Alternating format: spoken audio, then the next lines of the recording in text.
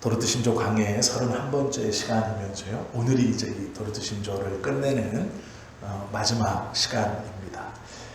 31번이면 약 반년 조금 더 한 7개월, 8개월 정도 저희가 함께 나눈 것이죠.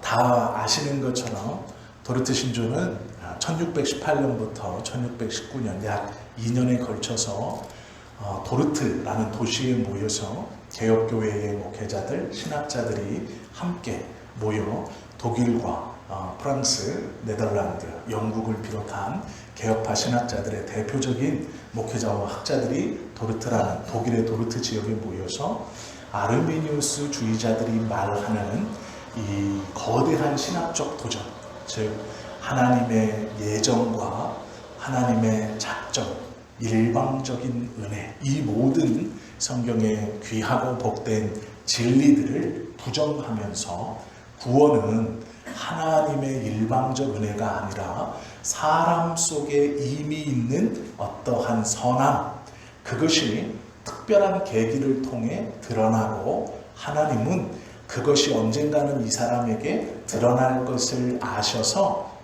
그것을 아시기 때문에 이를 선택해서 구원으로 이끄시고 그것이 드러나지 않는 사람은 내버려 두셔서 구원받게 두게 하신다라는 이 가르침, 즉 구원은 사람의 열심으로 이룰 수 있다라는 이 잘못된 성경과는 반하는 가르침에 대해서 모여서 함께 이야기를 나누고 또 그것들을 매일매일 회의 때마다 기록하여서 참석하지 못한 흩어져 있는 목회자들에게 편지로 그 매일의 상황들을 또 논의되었던 것들을 계속해서 알리고 또 함께하지 못하지만 그곳에 있는 목회자들의 서신들을 받으면서 이 도르트 신경이 완성된 것이죠. 원래는 도르트 신경, 이 뒤에 경을 붙이는 것은 성경 66권 외에는 붙이면 안 됩니다. 그래서 신조라고 붙이는 것이 맞죠. 대표적인 이제 잘못 쓰는 것 중에 사도신경이라는 것이 있습니다. 사도신경을 우리가 사도신경이라고 말하지만 원래는 이것도 사도신조가 맞습니다. 경이라고 붙이는 것은 66권의 성경 캐논 외에 다른 어떤 것도 붙여서는 안 되죠.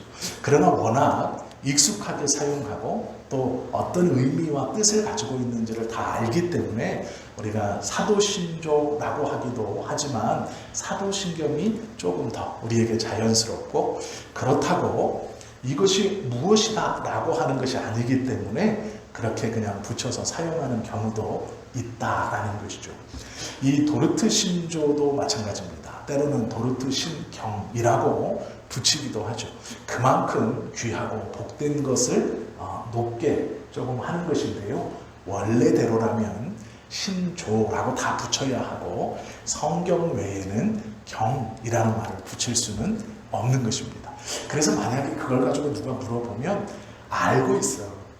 성경 외에는 경, 캐논, 정경이 아니기 때문에 경이라고 붙이면 안 되지만 우리가 그게 어떤 의미인지 이미 다 알고 있기 때문에 사도신경이라고 고백하기도 하고 도르트신경이라고 고백하기도 하고 벨기에 신앙 고백서, 하이델베르크 요리문답, 웨스트민스터 대요리문답, 소요리문답을 우리가 말할 때에 이 경이라는 말을 그것들을 높이는 의미 중 하나로 가끔씩 사용하기도 한다. 이렇게 설명해 주면 됩니다.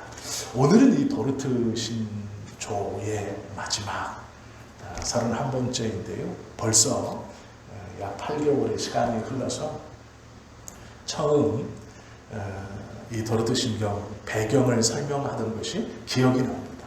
그런데 이제 마지막까지 왔습니다. 마지막은 14항, 15항 두 교리인데요. 성도의 견인에서 이 두 교리를 확정짓고 성경을 통해 이렇다라고 지으면서 또 성도에게 권면하는 그런 내용입니다. 14항의 중심 주제는 견인에 있어서 방편의 사용인데요. 여기서 방편은 은혜의 방편입니다. 즉 무엇이냐면 우리가 예수 그리스도를 믿어 하나님 앞에 구원된 백성으로 선택되었고 신앙을 고백하면 그와 동시에 하나님은 우리에게 당신의 은혜를 깨닫게 해주시는 여러 방법들을 사용하십니다. 그것이 공적으로 검증되어진 것은 예배, 성례, 말씀입니다. 그리고 개인적으로 이 은혜의 방편들을 주시는 것은 더 많이 있습니다. 어떤 이에게는 기도가 하나님의 은혜를 느끼게 하는 아주 귀한 은혜의 방편이기도 하고, 어떤 이는 찬송이, 어떤 이는 성경 읽음이, 어떤 이는 그 말씀을 가만히 묵상함이 하나님의 은혜를 가장 잘 느끼게 하는 개인적인 은혜의 방편이기도 합니다. 또 어떤 이에게는 자연 만물이 들에서 피어나는 꽃 한 송이를 보고도 하나님의 위로와 하나님의 사랑을 느끼기도 합니다. 이 모든 것들이 은혜의 방편이에요. 그래서 하나님이 우리를 탁 붙들고 구원의 마지막 종착역까지 끌고 가신다라는 이 성도의 견인은 두 가지 의미가 같이 있습니다.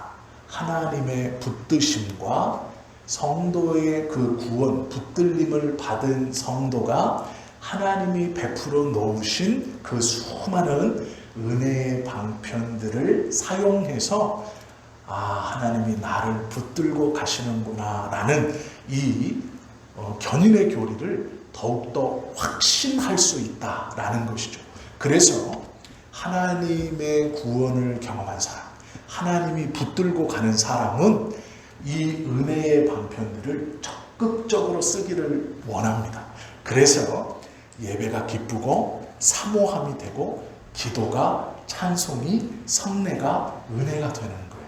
이것들을 적극적으로 활용하면서 그곳에 참여하고 그것을 실행하면서 하나님께서 나에게 주시는 은혜의 확신들, 하나님이 나를 꼭 붙들고 견인하신다, 끌고 가신다라는 것을 더욱더 확신하는 것이죠. 이것이 14항의 주제입니다. 15항은요, 이 하나님의 견인, 성도를 붙들어 가시는 이 견인을 사단은 싫어하고 교회는 사랑한다라는 것이 마지막이에요. 14항과 15항은 그러면서 우리에게 도전을 주고 있는데요. 듣기 좋은 말과 듣기 싫은 말, 이것이 성경에는 우리에게 있습니다. 즉 내가 듣고 싶어 하는 말이 있어요. 내가 너를 사랑한다. 내가 너의 부모가 되었다. 내가 너를 낳았다. 내가 너를 붙들고 있겠다. 내가 너를 도와주겠다. 이런 말씀은 너무 좋은 말씀이죠. 그래서 그런 말씀 듣는 것이 좋아요. 하나님은 사랑이시니까 나의 모든 죄를 용서해 주셨고 너무 좋은 말씀. 그래서 귀가 즐거워요. 너무 좋죠. 그것은 꺼림이 없어요. 모든 성도들이 다 받을 수 있는 끄떡끄떡하는 말이에요. 그러나 성경은요, 분명히 책망도 있고 견책도 있어요. 이렇게 하지 마라 라는 말씀도 있고, 이렇게 하면 안 된다, 그리고 이렇게 하면 이러한 징계를 받는다, 이런 말씀도 있어요. 그 말씀은 꺼려지는 거예요. 왜냐하면 내 삶의 그 모습이 모양은 다르지만 비슷한 것들로 나타나 있기 때문이죠. 그래서 이 말씀이 꺼려져요. 그런데 하나님의 이 견인, 선택을 받은 우리는 이 말씀, 특히 좋은 말씀과 함께 꺼려지는 이 말씀도 가감없이 들어야 한다, 이거예요. 이것이 이제 마무리입니다. 견인의 은혜는 하나님께서 하나님의 백성에게만 주시는 거예요. 하나님이 나를 사랑하신다, 하나님이 나를 꽉 붙들고 가신다라는 것은요, 하나님이 선택된 자에게만 주시는 거예요. 이 확신이 없다면 내가 진정으로 하나님을 신뢰하고 믿고 있는가를 되돌아볼 수 있어야 돼요. 오해하시면 안 되는 게요, 나타나는 현상과 말씀이 일치가 되지 않을 때가 있습니다. 이것을 더 노골적으로 말씀드리면 우리의 감정과 성경의 말씀이 일치되지 않을 때가 있어요. 우리는 그때, 대부분의 성도들은 우리의 감정으로 말씀을 판단합니다. 이런 것이죠. 하나님께서 나를 붙들고 내 인생을 탁 붙잡아서 끌고 가신다면 왜 나한테 이런 일이 벌어지는가? 왜 내가 이렇게 감당할 수 없는 슬픔과 아픔이, 고난이 내 삶에 일어나는가? 내가 그렇게 이것을 위해서 몸부림치고 기도하고 하나님 앞에 간절히 소망했는데 왜 하나님은 이것에서 침묵하십니까? 제 친구 중에 한 친구가 있어요. 제가 좀 이렇게 말씀을 좀 드릴게요. 안지는 한 3, 4년 정도 됐습니다. 그런데 이 친구가 막 여기에 문신이 쫙 막 이렇게 있어요. 그리고 어느 날은 와서 막 자랑을 하는데 롤렉스 시계에다가 은으로 된 클럼 하츠라고 하는 메이커의 이제 그쪽 문신을 많이 하는 이쪽 사람들이 차는 메이커가 있습니다. 되게 비싼 거예요, 시계줄. 그래가지고 이게 3천만 원짜리라는 거예요. 시계하고 시계줄, 크로마츠하고 롤렉스가. 근데 이제 그런 얘기를 하는 거예요. 그래서 그래? 저는 그거 별로 관심이 없는 거라 그래? 이제 그렇게 하고 넘겼어요. 그래서 이제 몇 번 이제 만나다가 이 친구가 이제 제가 목사라는 것을 한 2년 전에 알게 된 거예요. 한 2년은 몰랐어요. 저도 얘기를 안 했고 이제 깊은 관계가 아니었기 때문에. 그런데 어느 날 제가 목사라는 걸 이 친구가 건너서 알게 된 거예요. 그런데 이제 어느 날 자기 얘기를 하기 시작하는 거예요. 자기 부모님이 충현교회에 오래 다니셨대요. 자기도 어려서부터 충현교회에 다녔대요. 그런데 아버지가 신앙생활을 참 열심히 했대요. 어머니랑. 그랬는데 자기 초등학교 때 어머님이 암에 걸리신 거예요. 그래서 이 친구가 날마다 교회에 갔대요. 새벽이고 점심이고 저녁이고 초등학교 때 하나님 우리 엄마 좀 살려달라고 매일 갔대요. 새벽에도 눈 뜨면 하나님한테 기도하면 낫는다 그러니까 엄마 좀 낫게 해달라고 초등학교 때 새벽 예배도 가고 학교 끝나면 집에 가기 전에 교회 가서 기도하고 저녁 때도 가서 밥 먹고 자기 전에 교회 가서 기도하고 했대요. 엄마를 좀 살려달라. 그렇게 간절하게 기도했는데 어머니가 돌아가셨어요. 그래서 이제 1차 충격.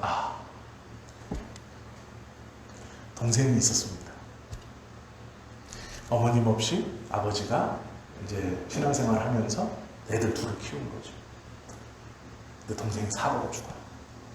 중학교 때. 사회생활을 시작하니까 아버지가 암으로 죽어요. 혼자 나왔습니다. 이 친구가 그러면 하나님이 있냐? 저한테 등치도 이만해요. 이만해가지고 문신도 막 교회도 왔었어요. 여기도. 하나님이 있냐? 이러는 거예요. 그게 어떤 의미일까요? 그 마음속에 있는 그 어머니가 죽고 동생이 죽고 아버지가 죽고 자기 혼자 나가고 그런데 자기도 교통사고가 나서 심장이 다 찢어져서 그걸 조각조각 붙여있는 상태예요. 그래가지고 언제 죽어도 이상하지 않아요. 심장 터지면 그냥 죽는 거예요. 그런 삶을 살아요. 그러니까 이제 이 친구가 하나님이 있냐? 라고 묻는 거예요. 이 물음은 비난이 아니었어요. 진짜 궁금해서 묻는 거예요. 그 뉘앙스가 야 하나님 없잖아 이게 아니에요. 진짜 궁금해서 묻는 거예요. 야 하나님이 있냐? 이게 야 없잖아가 아니었어요. 그 뉘앙스는 진짜 있냐? 이거였어요. 그러면 그 물음은 뭘까요? 있다면 내 삶은 왜 이러냐? 라는 거죠. 무슨 말을 할 수 있겠습니까? 그 친구에게.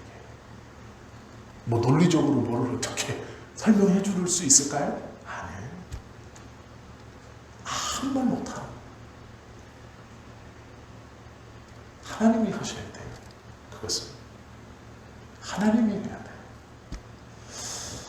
왜 제가 이 말씀을 드리냐면 성경의 말씀을 모르지 않아요, 우리가.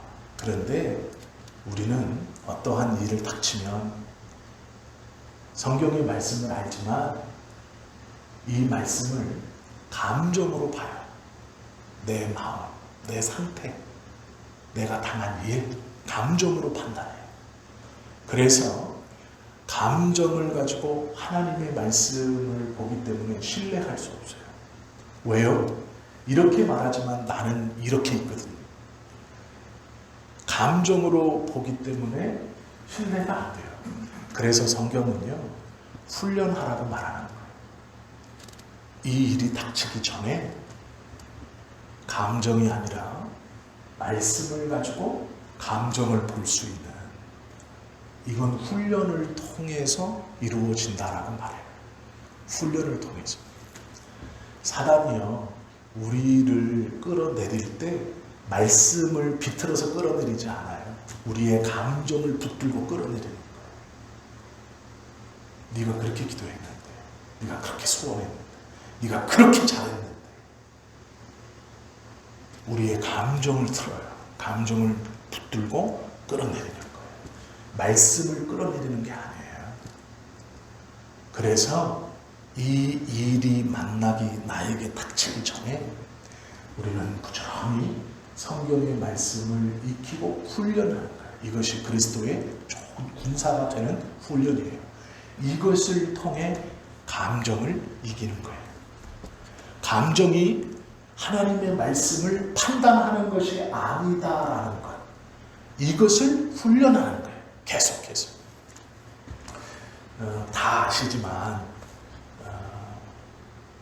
조금 상관없는 일일 수도 있지만 얼마 전에 이제 일본 전 총리였던 아베가 이제 죽었죠. 근데 문제는 선거 유세를 돕다가 한 사람이 등 뒤로 와가지고 총을 한 방 빵 쐈는데 이게 안 맞았어요.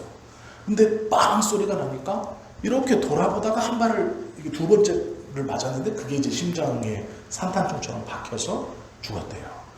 문제는 거기에 경호원이 8명 정도가 있었습니다. 근데 빵 소리가 나니까 경호원들도 그렇고 다 뒤돌아보는 거예요. 무슨 일이지? 이렇게. 그리고 두 번째 빵 울리니까 그 경호원들이 바닥에 납작 엎드리는 거예요. 아베는 저기 있는데. 그 영상 보셨죠? 아무도 달려오지 않아요, 경호원들이. 첫 번째 빵 소리가 나면 달려가는 거예요. 그렇지 않습니까? 이게 경호원이에요. 아니 그럼 8명이나 왜 들고 있어요? 빵 소리가 나면 그 보호해야 되는 경호 대상한테 달려 들어가서 경호판도 피고, 뭐 그 007 가방 같은 거, 총탄 못 뚫는 거, 그것도 피고, 우산도 피고 하는 거예요. 몸으로 막든지. 자기는 방탄복 입고 있으니까. 그런데 다 그 자리에 납작 엎드려요. 두 번째 총소리가 나니까. 첫 번째 때는 다 뒤돌아봐요. 뭔 일인가? 왜 그럴까요? 훈련 부족이에요. 머리로 아는 거죠. 총소리! 맞으면 안 되지. 주저앉아요. 그런데 경호원들은 그러면 안 돼요. 총소리가 나면 달려가야 돼요. 첫 번째 총소리가 났을 때 에워쌌어야죠. 그게 경호원들이에요. 훈련으로 그렇게 하는 거예요. 이제 적당한 예는 아닐지 몰라요. 그러나 우리도 마찬가지예요. 우리가 왜 교리를 배우느냐? 왜 이 신조들을 계속해서 반복해서 배우느냐? 그것은 훈련이에요. 빵 소리가 났을 때 두렵고 맞으면 안 돼. 주저앉고 싶지만 그렇게 판단하는 거지만 아니에요. 말씀을 의심 없이 그대로 보고 있는 거예요. 빵 소리가 났지만 주저앉고 싶지만 말씀에 집중하는 거예요. 이게 아니지. 이게 뭐라고 말씀하시는가? 하나님이 나에게 뭐라고 말씀하시는가? 이 눈을 떼지 않는 훈련이에요. 그래서 이 일을 만나기 전에 하나님의 말씀으로 계속 우리가 훈련받고 그 말씀을 계속 배우는 거예요. 그것이 그리스도의 좋은 군사예요. 감정으로 말씀을 판단하지 않는 일이에요. 이것이 훈련된 병사들이고 하나님이 찾으시는 사람, 이것을 믿음이라고 말해요. 믿음은요, 잘 되겠지? 아니에요. 우리의 감정을 감정으로 판단하지 않고 감정은 그대로 오는 거예요. 어쩔 수 없어요. 이것은 모든 사람이 다 마찬가지예요. 어려움, 아픔, 힘듦은 다 와요. 그러나 믿음은 그 감정인 것은 말씀을 보고 있는 거예요. 이게 믿음이에요. 감정을 내팽개치라는 게 아니에요. 감정을 붙들고는 있지만, 그거를 맞이하고는 있지만 시야를 말씀에서 떼지 않는 거예요. 이러기 위해서 우리가 이 성경을 배우고 있는 것입니다. 또한 성도의 견인이라는 것은 이것을 말씀하시는 거예요. 내가 너를 붙들고 있다. 어느 순간에도 어떠한 감정에도 내가 너를 붙들고 있다. 이것이 말씀이거든요. 그러기에 어떠한 감정에서도 이 말씀에서 눈을 떼지 않는 것, 이것이 믿음이에요. 이 믿음을 어떻게 가질 수 있느냐? 하나님의 선택된 사람은 하나님이 주신 은혜의 방편들을 적극적으로 활용해서 이 믿음의 훈련을 계속해 나가는 거예요. 이것이 지금 우리가 하나님 앞에 기도하고 찬송하고 예배하고 또 모여서 함께 말씀을 나누는 모든 은혜의 방편에 하나님께서 우리에게 주시는 믿음, 은혜, 그것들을 우리로 더욱더 탄탄하게 다지시는 그런 방법들이죠. 하나님의 선택을 받은 사람은 이 은혜의 방편 사용하기를 즐거워하고 기뻐하는 거예요. 그래서 모이기에 힘쓸 수 있는 것이죠. 이것이 은혜로 하나님의 견인을 선택을 받은 우리들이 성경의 말씀을 대하는 자세이며 우리의 믿음의 자세이고 삶을 살아가는 데 있어서 감정이 아닌 우리의 이 믿음의 시야인 것이죠. 이 은혜의 방편들을 사용하지 않으면 풍성하게 자라남은 없어요. 즉 훈련을 받지 않는 거예요.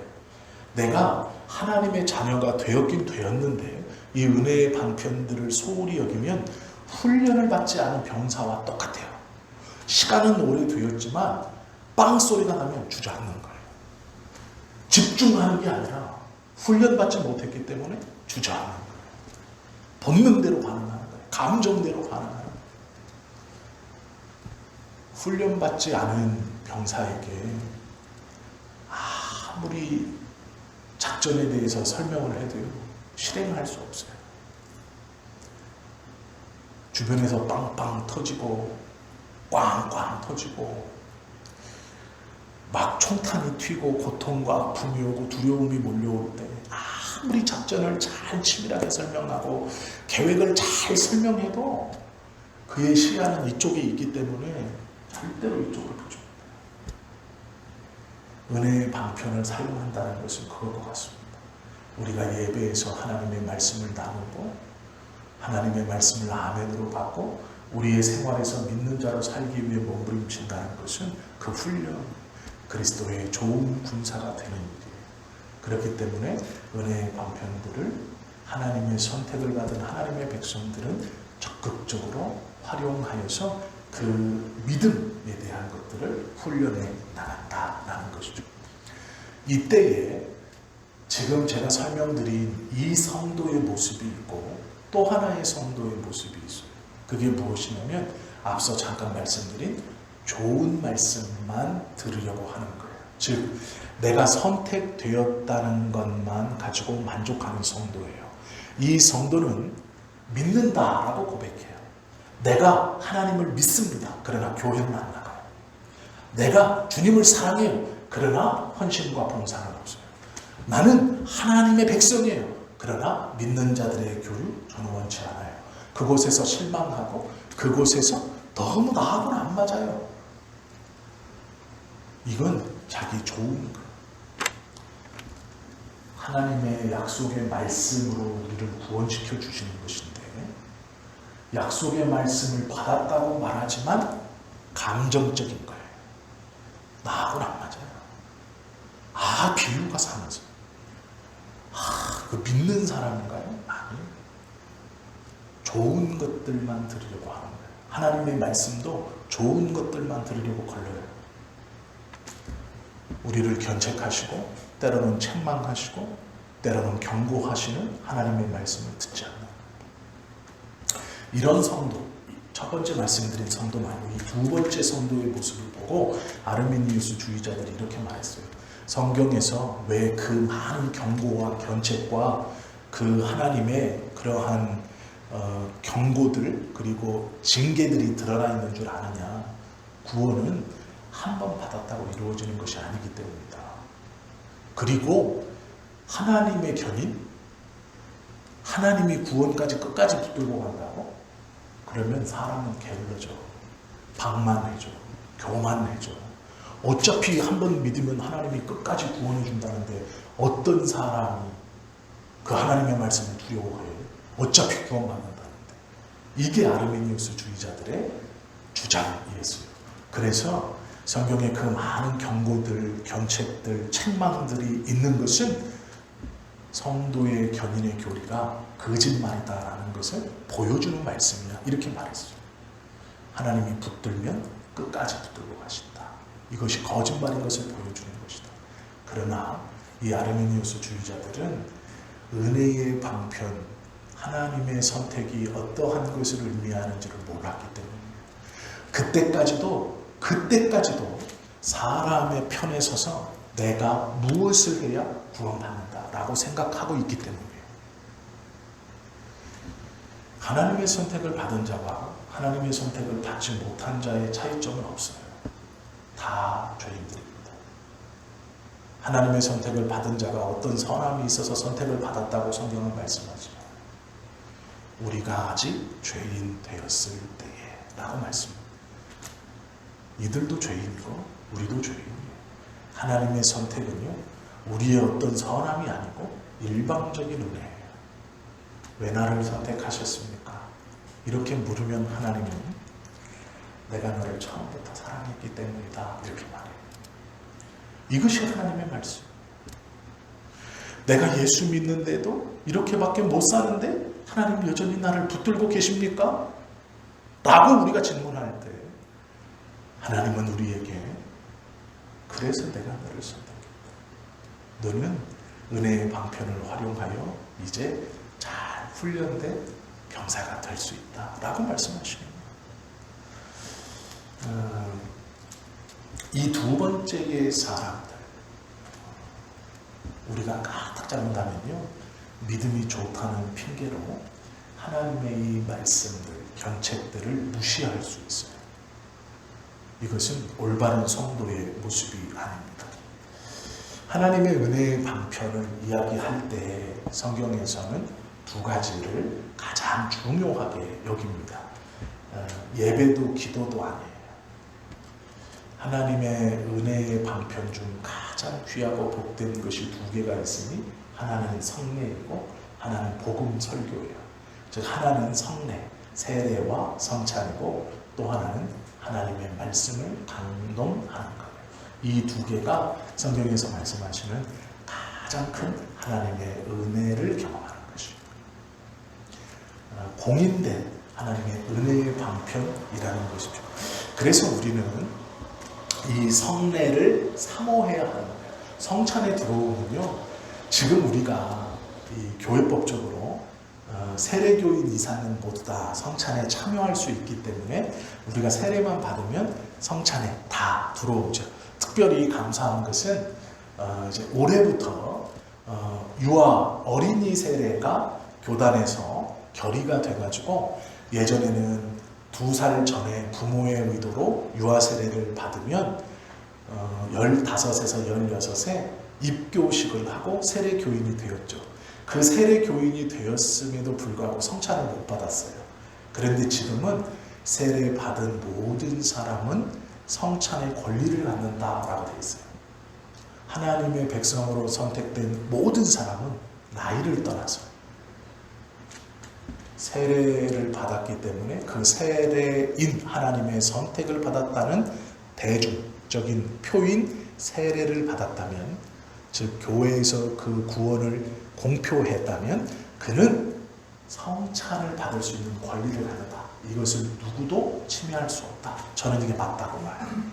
그래서 어린이 세례가 통과되었고 그 세례에 참석할 수 있는 조건이 앞에 나이가 다 삭제되고 세례 교인이면 누구나 라는 것이 저는 맞다고 봐요. 이 세례와 성찬인 성례, 이것은 하나님의 은혜를 가장 잘 깨닫고 느낄 수 있는 대표적인 것 중에 하나입니다. 예전에는요, 성례에 참석하는 것이 일반인들은 참석하지 못했어요. 지켜만 보아야 했습니다. 성례는요, 신부들이나 즉 교회에서 높은 지위에 있는 사람들이나 귀족들만 했어요. 왜 그러냐면 일반 백성들은 수준이 안 된다고 생각했어요. 그래서 성찬식이 벌어지면요, 이 회중들이 이렇게 있으면 다 성찬을 받는 게 아니었어요. 이렇게 된 게 얼마 안 됐습니다. 100년이 안 됐어요. 처음에 우리나라도 여성들은 성내에 못 들어왔습니다. 어린애들 못 들어왔어요. 작년까지도 못 들어왔잖아요. 어린애들은. 모든 이 성내에, 외국은 더 심해요. 피부색으로도 못 들어왔어요. 너 흑인? 못 들어와야죠. 교회에도 못 들어왔는데 성내를 어떻게 들어와요? 피부색이 다른 사람은 교회에도 들어오는 걸 꺼려 했는데 어떻게 그가 성찬에 들어왔겠어요? 중세시대에 더 했습니다. 일반인들은 죽을 때까지 성례에 참여를 못했어요. 눈으로 보는 것뿐이에요. 누가 참석합니까? 귀족들이 참석합니다. 수준이 되고 자격이 된다고 하는 사람들이 자기들끼리 하는 것을 보는 거예요. 그래서 중세까지는 이 성례에 참석하면 하나님 나라의 보증 티켓처럼 생각했어요. 왜요? 어떠한 공동체에서 성례에 들어가는 사람은 극소수였거든요. 그래서 성례를 받는다, 이 성찬을 받는다라는 것은 천국에 들어가는 열쇠처럼 그냥 나는 받았다 이것처럼 여겨질 때입니다. 그렇기에 사람들이 어떻게 생각하냐면 성찬에 들어가는 수준까지 올라가면 된다 이렇게 생각했어요. 성찬에 들어가는 수준까지 올라가면 된다. 그 이후에는 아무렇게나 살아도 돼요. 왜 그럴까요? 성례의 참여가 곧 하늘의 시민권을 상징하는 거고 천국에 들어갈 수 있다고 믿었기 때문에 그것을 쳐다본 아르미니우스 주의자들은 아니다. 성례에 들어가서 천국 간다는 너희도 지옥 갈 수 있다. 이렇게 말한 거예요. 이해가 되시죠? 아르미니우스 주의자들이 바보들이 아니에요. 지금 우리의 시각으로 이렇게 보니까 이 사람들의 주장이 성경에도 맞지 않고 사회에도 맞지 않기 때문에 왜 이런 주장을 했을까 하지만 그때 이 사람들의 주장은 사회에서는 맞았고 성경에서는 안 맞았기 때문이에요. 그래서 도르트에 모여서 성경에서는 이렇게 말씀하고 너희들은 자꾸 이렇게 이쪽으로 이것을 해석하지만 아니다. 어느 순간 어느 시대나 이것은 바뀔 수 있지만 이것은 바뀌지 않기에 이것으로 이것을 해석하는 것이 맞다라고 한 논쟁이 도르트 논쟁이에요.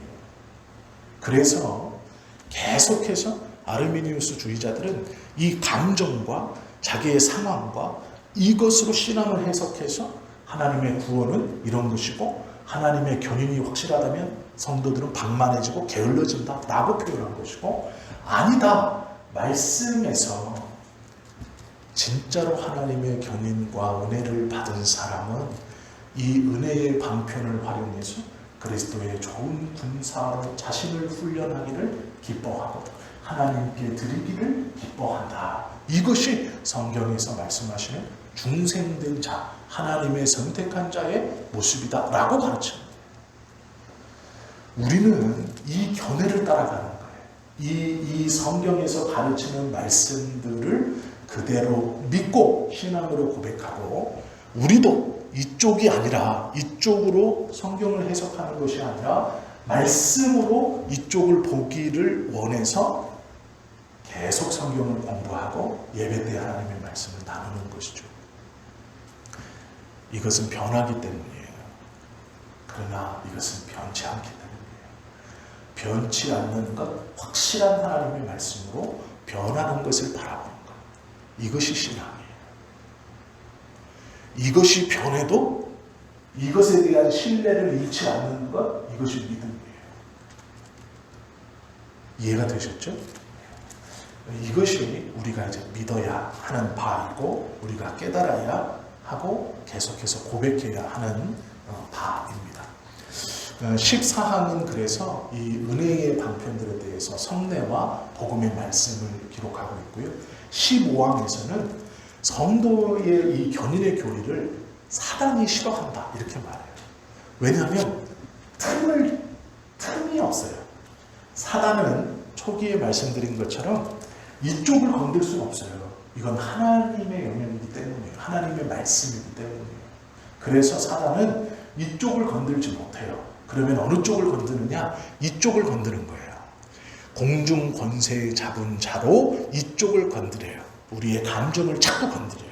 우리의 상황과 환경과 여건을 자꾸 틀어요. 그래서 우리를 유혹하고 시험에 들게 하는 거예요. 자꾸 뒤로 가게 만들어요. 그런데 성경의 말씀처럼 믿는 성도가 이쪽을 중심하게 되고 이쪽을 훈련하게 되고 그리스도의 좋은 군사가 되어서 이것을 가지고 이쪽을 판별하고 이쪽을 바라보고 이쪽을 가지고 이렇게 보면 사단이 만질 곳이 없는 거예요. 이해가 되셨죠? 이쪽을 건들 수 없어요. 이쪽을 건드는 것인데 이쪽을 가지고 이쪽을 신뢰하고 이것을 믿음으로 받아 이것을 판단하고 보고 살아가니 사단이 만질 수가 없어요. 손댈 수가 없어요. 그렇기 때문에 사단은 이 교리를, 이 말씀을 싫어한다 이렇게 말하는 거예요. 반대로 교회는 이것을 사랑한다 이렇게 말하는 거예요. 그럼 우리는요 어떻게 보는 게 정상적인 성도의 모습입니까? 당연히 이쪽을 봐야죠. 이것을 확신하고 신뢰하고 이것을 가지고 이것을 보는 거예요. 믿음은 절대로 감정적인 것이 아닙니다. 내가 체험한 것, 그것이 말씀보다 절대로 앞서갈 수 없어요. 왜요? 그것은 조정받을 수 있어요. 우리의 눈을 가릴 수 있어요. 무시해서는 안 돼요. 무시할 수는 없죠. 왜요? 내가 생각하고 인정하고 인정하지 않든 하나님께서 모든 것을 창조하시고 모든 것을 통치하시기 때문에 이쪽도 이쪽도 하나님의 손 안에 있어요. 그렇기 때문에 이쪽에서 내가 인정하지 않든 인정하든 일어나는 하나님의 역사가 분명히 있습니다. 그것을 우리가 없다라고 말하면 안 돼요. 성령의 역사는 우리의 생각과 나의 판단과 나의 어떠함을 뛰어넘으신 거예요. 그러시기 하나님이신 거예요. 그러나 우리가 분명히 알 수 있는 것은 그 성령의 역사가 이쪽에서 일어난다라는 걸 인정한다 하여서 이쪽을 가지고 이쪽을 보면 안 돼요. 성경은 그렇게 말씀하고 있지 않아요. 교리는요, 세상 사람들에게, 육에 속한 사람들에게 단 하나의 타협이나 잘 보이려고 하는 게 아니에요. 하나님의 말씀은요, 세상의 사람들을 향해서 잘 보이고, 야 그래 알았어 내가 이걸 양보할게 그런 게 없어요. 하나님의 말씀은 세상의 사람들에게 이해를 구하지 않아요. 그들의 눈치를 보지 않아요. 그런데 우리는 눈치를 봐요. 희한하게. 그게 아니에요. 하나님의 절대 주권이 하나님께서 모든 것을 붙들고 가신다라는 것을 인정하는 것, 그것이 믿음이죠. 우리의 삶이 되어야 하죠. 사도 바울은 고린도전서 1장 23절에서요. 이 복음이라는 것이 헬라인들에게는 미련한 것이고 유대인들에게는 꺼리는 것이다 라고 말씀했어요.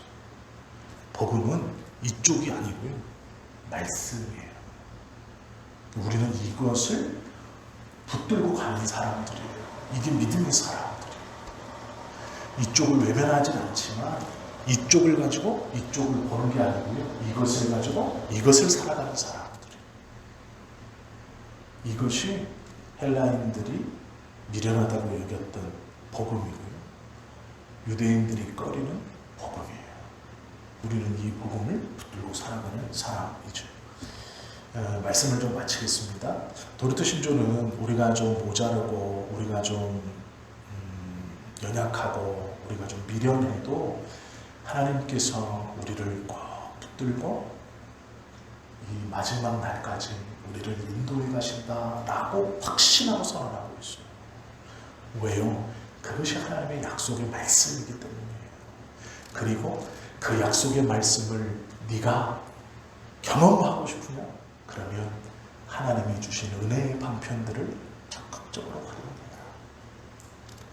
기도하는가, 예배하는가, 찬송하는가, 성찬에 참여하는가, 하나님의 말씀을 나누는가, 아니면 하늘에 떠 있는 별들, 들에 피어 있는 꽃들, 자연 만물 호흡하는 그 모든 것에서도 하나님의 은혜의 방편을 느낄 수 있는 그것들을 적극적으로 활용해라. 그래서 내가 너를 꼭 붙들고 간다는 것을 확신해라. 그 은혜의 방편이 그래서 우리에게 주어진 거예요. 우리는요, 날마다, 오늘뿐만 아니라 날마다 그 은혜의 방편들을 적극적으로 활용해서 하나님의 말씀을 변함없이 신뢰하는 믿음을 가지고 살아가는 사람들입니다. 우리의 연약함이나 부족함은 뒤의 문제예요. 그것을 자꾸 이쪽에서 전면에 내세워서 우리를 자꾸 물러나게 하거든요. 그거 중요한 거예요. 은혜의 방편들을 적극적으로 활용하시면 하나님이 나를 붙들고 있다는 것을 우리가 신뢰할 수 있게 돼요. 그것을 강조하고 계속 말하는 것이 이 도르트 신조예요. 우리가 이제 지금까지 이 도르트 신조를 다 보셨어요. 마지막 이 도르트 신조를 한 줄, 예수님께서 하신 한 줄로 딱 요약하면 이렇게 말할 수 있어요. 요한복음 10장 28절 말씀. 내 양을 내 손에서 빼앗을 자가 없느니라. 이 한 줄로 요약합니다. 내 양을 내 손에서 빼앗을 자가 없느니라. 이 한 줄이 도르트 신조의 모든 말씀을 하나로 딱 설명하는 한 줄. 저와 여러분을 예수님 안에서 빼앗을 자가 없다. 이것을 이제 저희가 31번 본 거예요. 다 잊어버리셔도 이거 하나는 꼭 기억하시면 돼요. 나를 예수님에게서 빼앗을 자가 없다. 요한복음 10장 28절 말씀이거든요. 이 말씀이 우리에게 기억되어지는, 또 우리가 하나님께서 원하시는 구원의 확신 가운데 흔들림 없는 믿음으로 살아가는 저와 여러분 되실 수 있기를 예수님의 이름으로 축원합니다. 기도하겠습니다.